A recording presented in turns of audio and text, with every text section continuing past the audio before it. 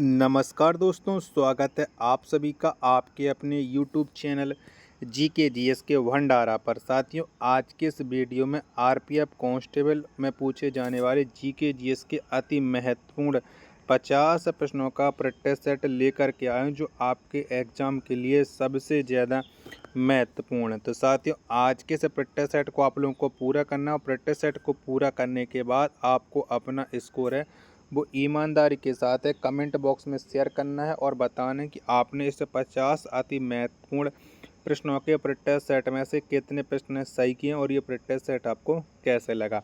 Practice set पसंद आए तो वीडियो को आप लाइक कर देना। चैनल को आप लोगों ने अभी तक सब्सक्राइब नहीं कर रखा होगा तो चैनल को आप लोग ज़रूर सब्सक्राइब कर लेना, और इस प्रैक्टिस सेट को आप अपने सभी दोस्तों के पास ज़्यादा से ज़्यादा शेयर करना, जिससे वो भी लोग इस प्रैक्टिस सेट को लगाएं और उन लोगों को भी अपनी तैयारी का पता लग पाए। तो फिर चलिए शुरू करते हैं। तो पहला प्रश्न है आपके सामने कि धुआंधार जलप्रपात किस नदी पर स्थित है। तो बताओ कौन सी नदी के तट पर है ये धुआंधार जलप्रपात। तो ये है नर्मदा नदी के तट पर। एक का ए ऑप्शन देने वाले सभी लोगों का राइट आंसर हो जाएगा। चलिएगा, अगला प्रश्न प्रश्न संख्या 2 है आपके सामने। कर्क और मकर रेखा किस महाद्वीप से होकर के गुजरती है। तो कौन से महाद्वीप से होकर के गुजरती है। तो कर्क और मकर रेखा ये अफ्रीकी महाद्वीप से होकर के गुजरती है। दो का जितने भी लोग डी ऑप्शन दे रहे हैं उन सब का ये राइट आंसर हो जाएगा। प्रश्न संख्या 3 है आपके सामने कि लॉर्ड हार्डिंग पर बम फेंकने वाला क्रांतिकारी कौन था। तो कौन से क्रांतिकारी ने फेंका था। तो वो क्रांतिकारी थे हमारे देश के रास बिहारी बोस। इन्होंने लॉर्ड हार्डिंग पर बम फेंका था। 3 का बी ऑप्शन देने वाले सभी लोगों का यह राइट आंसर हो जाएगा। प्रश्न संख्या 4 है आपके सामने कि भारत में पहली बार राष्ट्रीय आपात किस वर्ष घोषित किया गया। तो बताओ कब लगा था भारत में पहली बार राष्ट्रीय आपात। तो इसकी जो घोषणा है भारत में पहली बार 1962 में हुई थी। 4 का सी ऑप्शन देने वाले सभी लोगों का ये राइट आंसर हो जाएगा। पांचवा प्रश्न है कि भारत का सबसे बड़ा नौसेना हवाई अड्डा सी वर्ल्ड किस राज्य में स्थित है। तो बताओ कौन से राज्य में पड़ता है। तो ये स्थित है भारत के कर्नाटक राज्य में, और यह एक नौसेना हवाई अड्डा है। 5 का बी ऑप्शन देने वाले सभी लोगों का राइट आंसर हो जाएगा। छठवां प्रश्न है आपके सामने कि कच्छ की रण में गिरने वाली एकमात्र नदी कौन है। तो बताओ कौन सी नदी है जो कच्छ के रण में गिरती है। तो वो नदी है लूनी नदी। 6 का ए ऑप्शन देने वाले सभी लोगों का ये राइट आंसर हो जाएगा। सातवां प्रश्न है आपके सामने कि महाभारत का फारसी में अनुवाद किस शासक के काल में हुआ। तो बताओ कौन से शासक के काल में ये महाभारत का फारसी में अनुवाद हुआ था। तो ये हुआ था अकबर के शासनकाल में। 7 का डी ऑप्शन देने वाले सभी लोगों का ये राइट आंसर हो जाएगा। चलिएगा, आठवां प्रश्न है आपके सामने कि भारत में कागज का आगमन किस सदी में हुआ। बताओ कौन सदी में हुआ है। तो भारत में कागज का जो आगमन है वो 13वीं सदी में हुआ था। 8 का सी ऑप्शन देने वाले सभी लोगों का ये राइट आंसर हो जाएगा। 9वां प्रश्न है आपके सामने किसान दिवस किस दिन मनाया जाता है। तो बताओ कब मनाती हैं किसान दिवस। तो ये प्रत्येक वर्ष 23 दिसंबर को किसान दिवस मनाया जाता है। 9 का डी ऑप्शन बताने वाले सभी लोगों का ये राइट आंसर हो जाएगा। 10वां प्रश्न है आपके सामने कि सर्वोदय दिवस किस तिथि को मनाया जाता है। तो बताओ कब मनाते हैं सर्वोदय दिवस। तो ये मनाया जाता है प्रत्येक वर्ष 19 नवंबर को सर्वोदय दिवस। 10 का सी ऑप्शन बताने वाले सभी लोगों का यह राइट आंसर हो जाएगा। 11वां प्रश्न है आपके सामने कि लाल बहादुर शास्त्री का जन्म किस दिन हुआ था। तो बताओ कब हुआ था। तो लाल बहादुर शास्त्री इनका जो जन्म है वो 2 अक्टूबर को हुआ था, जिस दिन हमारे देश के राष्ट्रपिता महात्मा गांधी का हुआ था। 2 का ए ऑप्शन देने वाले सभी लोगों का राइट आंसर हो जाएगा। 12वां प्रश्न है आपके सामने कबीर का जन्म कहाँ पर हुआ था। तो बताओ कहाँ पर हुआ था। तो इनका जो जन्म हुआ था वो लहर तारा काशी यानी वाराणसी में हुआ था। 12 का सी ऑप्शन बताने वाले सभी लोगों का राइट आंसर हो जाएगा। 13वां प्रश्न है आपके सामने कि पाकिस्तान के अधिकार वाली कश्मीर की राजधानी कहाँ है। तो बताओ कहाँ पर है। तो पाकिस्तान के अधिकार वाली जो कश्मीर है इसकी राजधानी है वो है मुजफ्फराबाद। 13 का बी ऑप्शन देने वाले सभी लोगों का राइट आंसर हो जाएगा। 14वां प्रश्न है आपके सामने कि परिवार कल्याण कार्यक्रम की शुरुआत किस वर्ष हुई? बताओ परिवार कल्याण कार्यक्रम की शुरुआत कब हुई थी, ये आपको बताना है। प्रश्न संख्या 14 का राइट आंसर क्या हो जाएगा? तो इसकी जो शुरुआत है वो 1952 में हुई थी। 14 का सी ऑप्शन देने वाले सभी लोगों का राइट आंसर हो जाएगा। 15वां प्रश्न है आपके सामने कि संवाद कौमुदी का प्रकाशन किसने किया था? तो बताओ इसका प्रकाशन किसने किया था? तो इसका जो प्रकाशन है वो राजा राम मोहन राय ने किया था। 15 का ए ऑप्शन देने वाले सभी लोगों का ये राइट आंसर हो जाएगा। चलिएगा अगला प्रश्न है प्रश्न संख्या 16 है कि पिंजर किसकी कृति है? तो बताओ ये पिंजर किसकी रचना है? 16वें प्रश्न का आंसर आपको फटाफट से कमेंट बॉक्स में बताना है। तो ये जो कृति है वो है अमृता प्रीतम की है। 16 का सी ऑप्शन इस प्रश्न का एकदम से राइट आंसर हो जाएगा।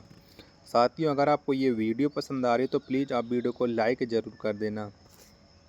17वां प्रश्न है आपके सामने कि स्वतंत्र भारत में पहला रेल बजट कब पेश किया गया? तो बताओ कब पेश हुआ था? तो स्वतंत्र भारत में पहला जो रेल बजट है वो 1947 में पेश किया गया था। 17 का ए ऑप्शन देने वाले सभी लोगों का ये राइट आंसर हो जाएगा। 18वां प्रश्न है आपके सामने कि नेशनल टेनिस एकेडमी कहाँ पर स्थापित है? तो बताओ कहाँ पर है? तो नेशनल टेनिस एकेडमी ये स्थापित है गुड़गांव में। 18 का डी ऑप्शन बताने वाले सभी लोगों का ये राइट आंसर हो जाएगा। 19वां प्रश्न है आपके सामने कि भारत में सर्वाधिक साक्षरता वाला राज्य कौन है? कौन सा है? भारत में सर्वाधिक साक्षरता वाला जो राज्य है वो है केरल है। 19 का डी ऑप्शन इस प्रश्न का एकदम से राइट आंसर हो जाएगा।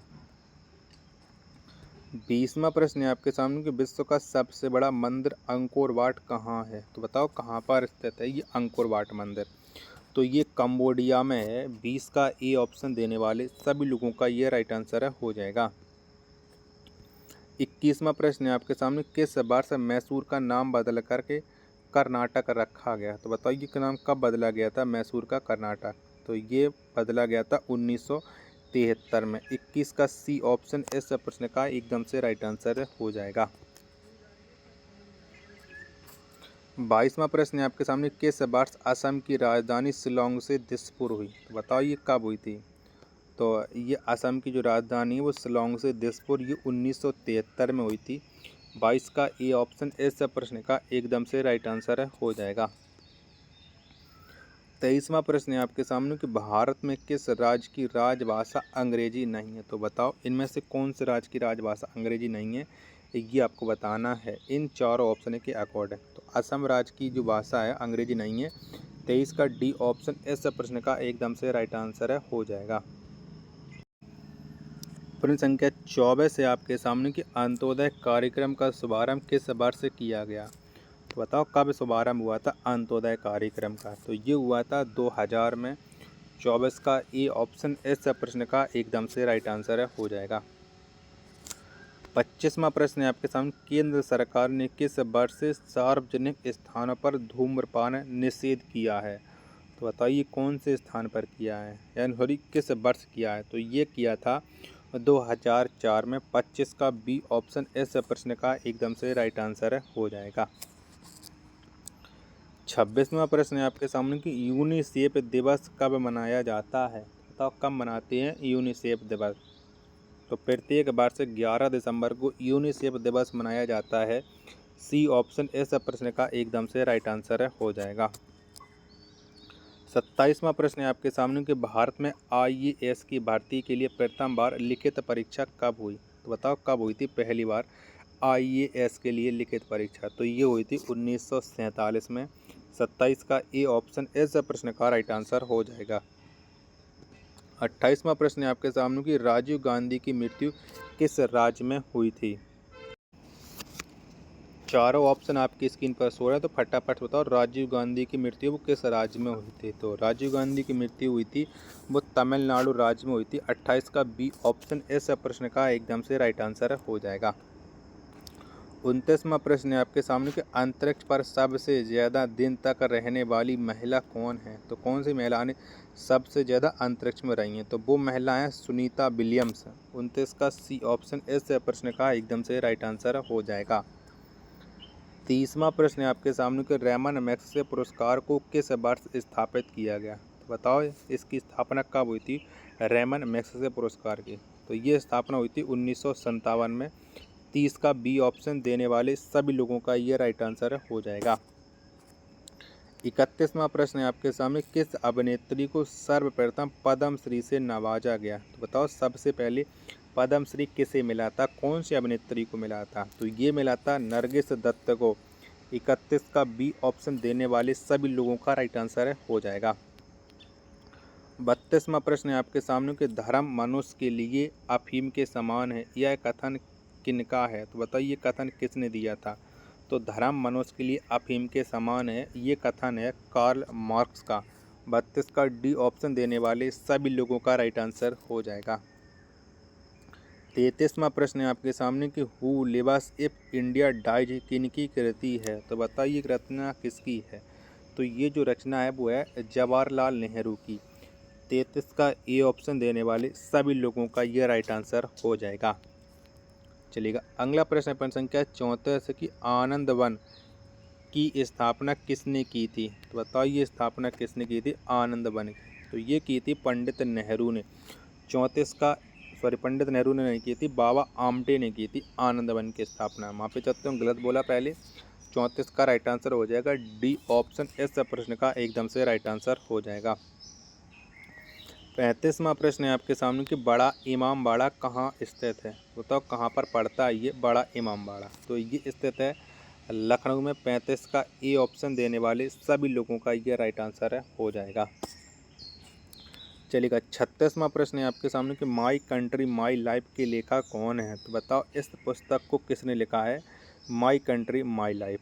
तो इसे जो लिखा है वो लिखा है लाल कृष्ण आडवाणी ने। 36 का सी ऑप्शन देने वाले सभी लोगों का ये राइट आंसर है हो जाएगा। चलिएगा 37वां प्रश्न है आपके सामने कि भारत में पहली बार राष्ट्रीय मानव विकास रिपोर्ट कब जारी किया गया? तो बताओ पहली बार ये रिपोर्ट कब आई थी भारत में? तो 37 का आंसर फटाफट से कमेंट बॉक्स में बताइएगा। तो इसकी जो स्थापना है वो 2002 में हुई थी। 37 का सी ऑप्शन इस प्रश्न का एकदम से करेक्ट आंसर हो जाएगा। 38वां प्रश्न है आपके सामने कि भारत की संपूर्ण वर्षा का लगभग कितने प्रतिशत भाग दक्षिण पश्चिमी मानसून से होता है? तो कितने प्रतिशत होता है? तो ये होता है लगभग 75% भाग है। 38 का डी ऑप्शन देने वाले सभी लोगों का राइट आंसर हो जाएगा। 39वां प्रश्न है आपके सामने कि वृक्षों की आयु का अध्ययन क्या कहलाता है? बताओ क्या कहते हैं वृक्षों की आयु का अध्ययन? तो ये कहलाता है डेंड्रोक्रोनोलॉजी। 39 का बी ऑप्शन इस प्रश्न का एकदम से राइट आंसर हो जाएगा। 40वां प्रश्न है आपके सामने कि एकता स्थल किनका या किसका समाधि स्थल है? तो बताओ ये किसका है समाधि स्थल? तो ये है ज्ञानी जैल सिंह का। 40 का ए ऑप्शन देने वाले सभी लोगों का राइट आंसर हो जाएगा। साथियों अभी 10 प्रश्न शेष रह गए, उन 10 प्रश्नों को आपको करके ज़रूर जाना है। और वीडियो को आप लोगों ने अभी तक शेयर नहीं कर रखा होगा तो आप लोग वीडियो को ज़रूर शेयर कर दीजिएगा। पर डे आपके लिए मैं एक बेहतरीन से बेहतरीन प्रैक्टिस सेट करवाता हूँ आपके एग्ज़ाम के लिए सबसे ज़्यादा जो महत्वपूर्ण है। चलिएगा अगला प्रश्न है आपके सामने कि पेयजल में रोगाणुनाशी के रूप में किस गैस का प्रयोग होता है? तो बताओ कौन सी गैस का प्रयोग करते हैं? तो ये करते हैं क्लोरीन का। एक का जितने भी लोग हैं सी ऑप्शन दे रहे हैं उन सब का ये राइट आंसर हो जाएगा। चलिएगा दूसरा प्रश्न है आपके सामने कि आदर्शवाद का जनक किसे माना जाता है? तो बताओ किसे मानते हैं? तो आदर्शवाद का जो जनक माना जाता है वो माना जाता है हेगल को। 2 का ए ऑप्शन देने वाले सभी लोगों का राइट आंसर हो जाएगा। तीसरा प्रश्न है आपके सामने कि मिडनाइट्स चिल्ड्रन के लेखक कौन हैं? तो बताओ इस पुस्तक को किसने लिखा है मिडनाइट्स चिल्ड्रन? तो इसे जो लिखा है वो लिखा है सलमान रशदी ने। 3 का बी ऑप्शन देने वाले सभी लोगों का ये राइट आंसर हो जाएगा। चौथा प्रश्न है आपके सामने कि सौर ऊर्जा का सबसे बड़ा योगिकी कारक क्या है? तो बताओ कौन सा है? तो सौर ऊर्जा का जो सबसे बड़ा योगिकी कारक है वो है हरा पौधा। 4 का बी ऑप्शन इस प्रश्न का एकदम से राइट आंसर है हो जाएगा। 5वां प्रश्न है आपके सामने कि भारत का पहला इंजीनियरिंग कॉलेज कहाँ है। तो बताओ कहाँ पर है भारत का पहला इंजीनियरिंग कॉलेज। तो ये है रुड़की में। 5 का सी ऑप्शन देने वाले सभी लोगों का राइट आंसर हो जाएगा। साथियों, वीडियो पसंद आ रही तो प्लीज़ वीडियो को लाइक ज़रूर कर देना और शेयर ज़रूर करना प्लीज़। प्रश्न संख्या 6 आपके सामने कि बिना दुर्ग का एकमात्र सिंधु नगर कौन है। तो कौन सा है। तो वो सिंधु नगर है चंदहोड़ो। 6 का डी ऑप्शन इस प्रश्न का राइट आंसर है हो जाएगा।